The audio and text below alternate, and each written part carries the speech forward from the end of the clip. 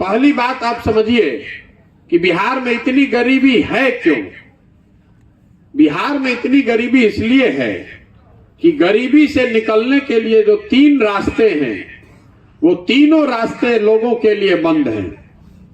गरीबी से रउआ कैसे निकल सकीला? अगर रउआ घर में कोई पढ़ लिख जाई, और बाल बच्चा अगर पढ़ लिख जाई, ओकरा नौकरी मिल जाई तो रउआ गरीबी से निकल जाई। दूसरा रास्ता ये है कि अगर आपके पास जमीन हो खेती योग्य तो आप खेती किसानी करके गरीबी से पार पा सकते हैं।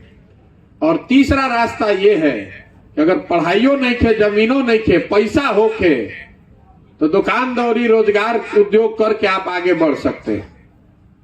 तो बिहार में शिक्षा की हालत यह है कि स्कूल से खिचड़ी बंट रहा है और कॉलेज में डिग्री बंट रहा है। पढ़ाई दोनों में कहीं नहीं हो रहा है। स्कूल में तो खिचड़ी बटाते बा, रोज बतियाते बा नहीं जा, लेकिन कॉलेज में भी जहां बिल्डिंग बा, टीचर लोग बाड़न जा 10-10 हजार लड़का उनमें नामांकन भी करैले बाड़न, पढ़ाई ओइजो नहीं के हो।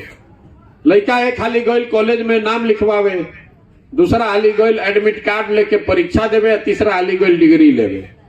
तो जब आपका लड़का पढ़िए नहीं रहा है, खिचड़ी खा रहा है और डिग्री ले रहा है, तो मजदूर नहीं बनेगा तो कलेक्टर तो बनेगा नहीं। तो ज्यादातर जो परिवार हैं उनके बच्चों को पढ़ लिख कर आगे बढ़ने का, गरीबी से निकलने का जो रास्ता है वो बंद है। दूसरा हमने आपको बताया जमीन। तो बिहार में 100 में 60 आदमी के पास एक धूर भी जमीन नहीं है। पूरा देश में 100 में 38 आदमी के जमीन नहीं थे, लेकिन बिहार में 100 में 60 आदमी के पास एक धूर जमीन नहीं है। क्योंकि पिछले 75 साल में भूमि सुधार को लेकर यहां कोई काम ही नहीं किया गया है। वह दाखिल खारिज करावे जातनी आपन जमीन के तो में 3000 घूस लागत। जमीन का कोई रिकॉर्ड ही नहीं है। वो 4 गो अटर्नी जो दलाल है, कर्मचारी है, सीओ है, उसी के मर्जी पर है। भूमि सुधार को लेकर इस राज्य में कोई काम आजादी के बाद नहीं किया गया है। पिछला बार भूमि के सर्वे भइल रहे 1917 में, तो 105 बरिस हो गई। तो 60 आदमी के पास तो जमीनें नहीं है। जो 40 आदमी के पास जमीन है उसमें भी 90% मतलब 36 आदमी के पास 1 एकड़ से कम जमीन है। तो जो बिहार में खेती किसानी होती है, जो लोग खेती करता है, वो खाने वाली खेती है, कमाने वाली खेती नहीं है। रुआ इतना छोट जमीन बा कि रुआ उहे उपजावत है कि बाल बच्चा खाना खा ले। उस खेती से आपको कोई आमदनी नहीं होती है। तो 100 में 4 ही आदमी बिहार में खेती करने वाला ऐसा है जो खेती करके कुछ कमा रहा है। बाकी आदमी या तो खेत जोत के खा तड़न, ना तो जरा जमीने नहीं खे ओकरा कोनो उपाय नहीं खे।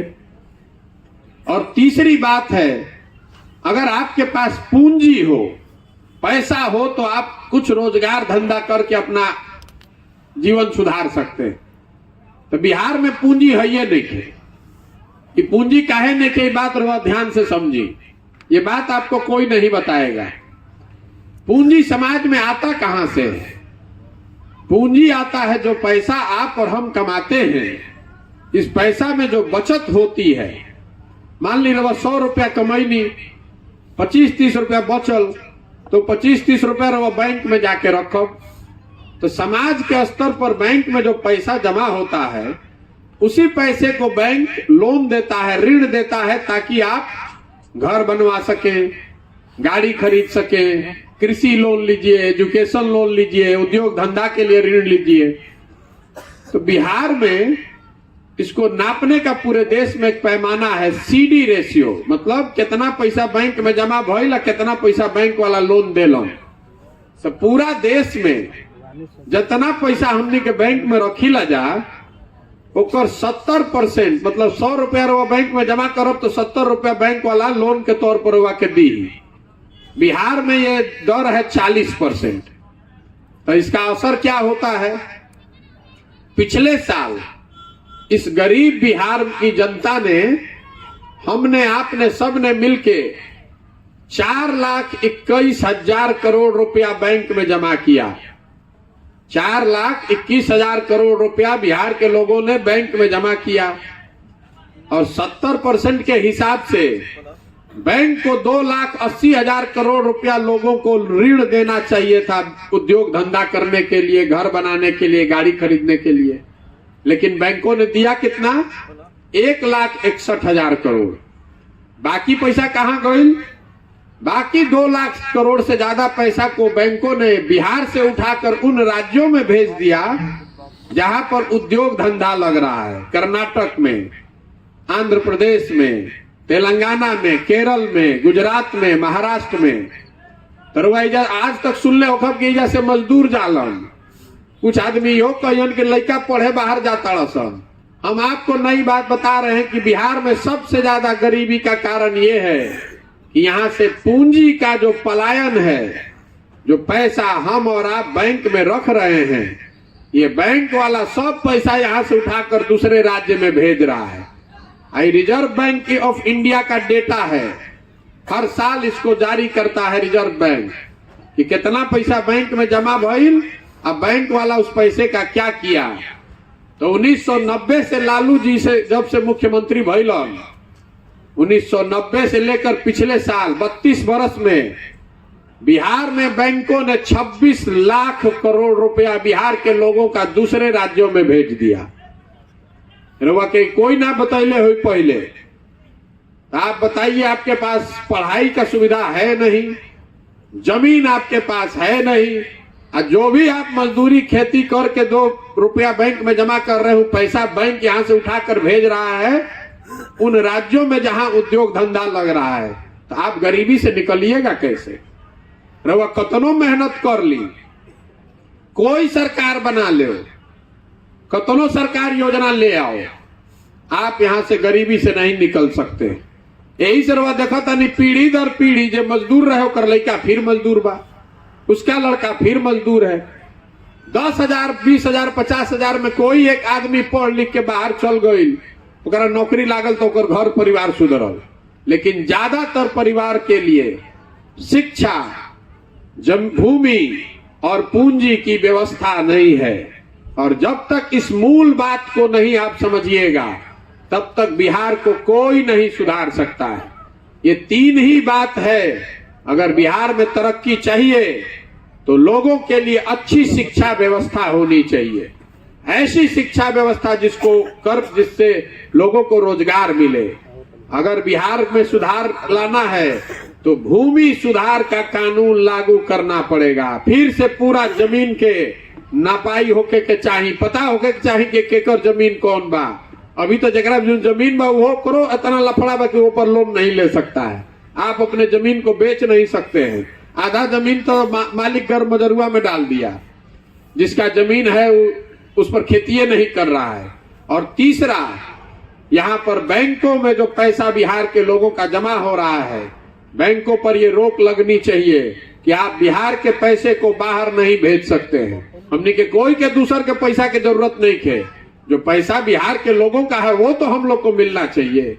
जरा अंदाजा लगाइए कि 20 लाख 25 लाख करोड़ रुपया अगर बिहार के लोगों को ऋण के तौर पर मिला होता तो कितना ज्यादा आदमी आज घर बनैले रहता, कितना आदमी गाड़ी खरीद ले रहता। अगर हजारों घर बनेगा तो उतना सीमेंट बिकेगा, उतना लेबर लगेगा, उतना रोजगार मिलेगा।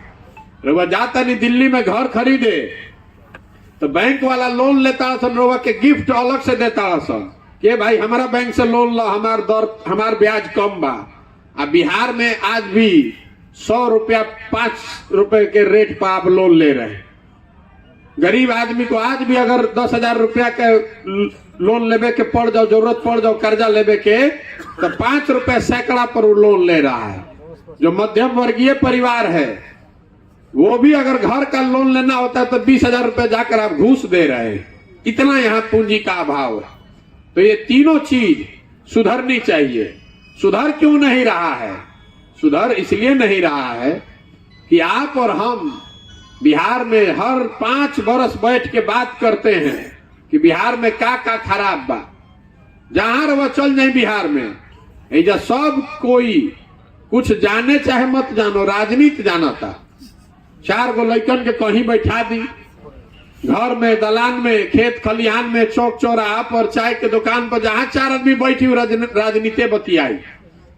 यही बतियाएगा कि एजा कितना भ्रष्टाचार बा, एजा सड़क नहीं खे, एजा अस्पताल नहीं खे, एजा लड़कन के पढ़े के व्यवस्था नहीं खे, रोजगार नहीं खे।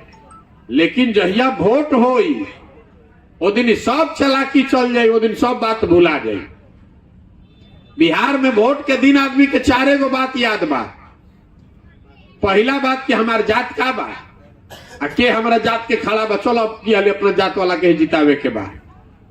जे जात से बच गई ओकरा के धर्म के नाम पर हिंदू मुसलमान, भारत पाकिस्तान, पुलवामा के नाम पर वोट लिया था। तो काल तक रवा संकल्प ले ले रही कि अब की हाली है बीजेपी के एमपी के ना जिताई भी, तो 5 वर्ष में मुंह नहीं कम दिखैले। लेकिन जहिया वोट होई 2 दिन पहले हल्ला हो, ए भाई सब हिंदू एक हो जा, मुसलमान ना जीते के चाहिए।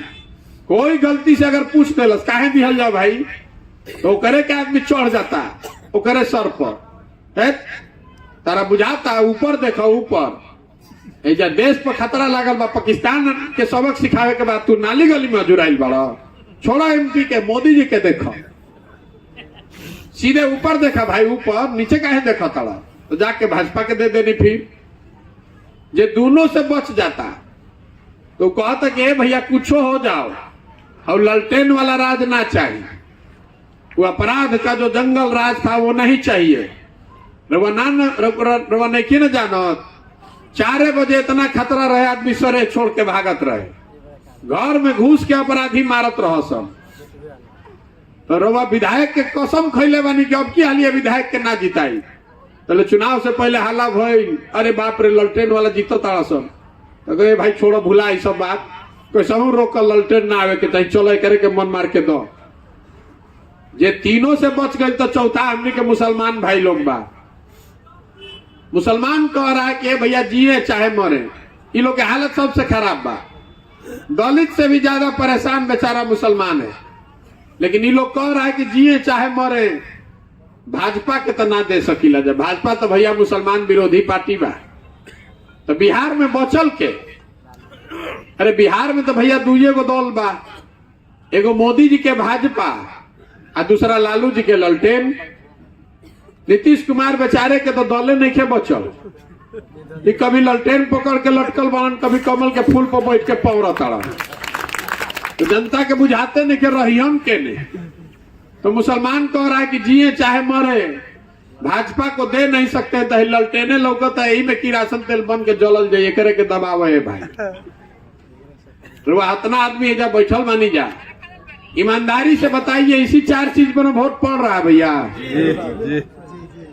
तो जब रउआ जानते बानी कि यही 4 चीज पर वोट पड़ता, हम जानते बानी, तो ने तो सब जानना ताड़ा सुन, ने तो जान रहा बा कि भाई बिहार के जनता कतनो बतिया ले, गा के गरिया के वोटवा तो यही पर दिहन जा, दहन जा कहा।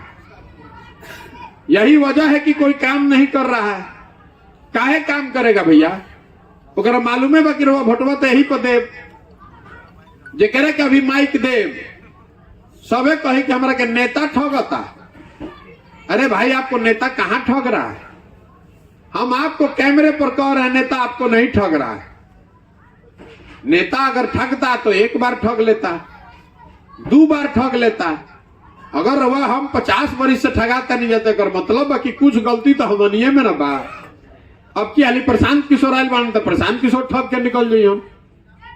अगर आपको समझ ही नहीं है, अगर आपको अपना और अपने बच्चे के भविष्य का चिंता ही नहीं है, तो कोई आई या ठग के चल जाए। यही बताने के लिए पूरा अभियान ये शुरू किए हैं कि आपको भैया नेता नहीं ठग रहा है, आपको वही मिल रहा है जो कि आप जिस नाम पर आप वोट दे रहे हैं। रवा बुझाता कि रवा वोट बढ़िया देता नहीं, नेता गलत करता। हम आपको बता रहे हैं कि बिल्कुल ऐसी बात नहीं है। आपने वोट दिया है जात के नाम पर, तो जात के बात हर जगह होता कि नहीं के हो। आपने वोट दिया है भारत पाकिस्तान के नाम पर, तो जैसे ही रवा टीवी खोलता है तो भारतीय पाकिस्तान सुनाई देता है। आपने वोट दिया है 5 किलो अनाज पर, तो 1 किलो चोरी करके 4 किलो देते बड़ा सन। रउआ वोट देले बानी राम मंदिर पर, तो राम मंदिर बनिए रहल बा। रउआ वोट देले बानी गुजरात के विकास खातिर, तो राउर लड़का जाके सूरत में मजदूरी करते बड़ा सन, वजह फैक्ट्री लागते बा। अरे जो वोटवा दीजिएगा वही ना पाइएगा, बोइएगा बबूल तो आम कहां से खाइएगा। आपने बिहार में फैक्ट्री लगाने के लिए तो वोट दिया नहीं है, आप तो गुजरात में बुलेट ट्रेन बनता ये देख के रोज अरवा सीना पीटता नहीं आपको कि वाह बहुत बढ़िया देश के विकास हो गए। तो आप अगर गुजरात के बुलेट ट्रेन को देख के देश का आत्मगौरव समझ रहे हैं और वोट उसी नाम पर दे रहे हैं, तो आपका लड़का तो गुजरात में जाके मजदूरी न करेगा।